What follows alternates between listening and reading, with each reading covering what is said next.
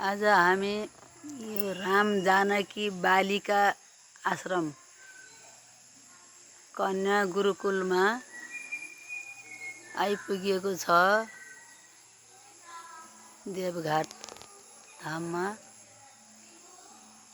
यहाँ हामीले यो अनाथ बालिकाहरू हुनुहुन्छ, उहाँहरूलाई खाना खुवाउने हिसाबले हामी यहाँ आइपुगेको छ। राम जानकी बालिका आश्रम कन्या गुरुकुलमा आइपुगेको छ। यहीँ भित्र यो कम्पाउन्ड भित्र मन्दिर पनि, भगवानका मन्दिर पनि छन्।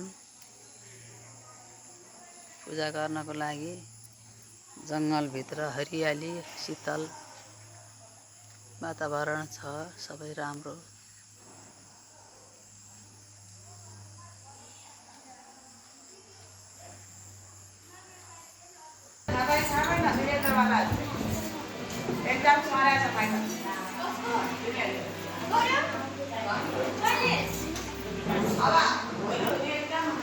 बालिकाहरू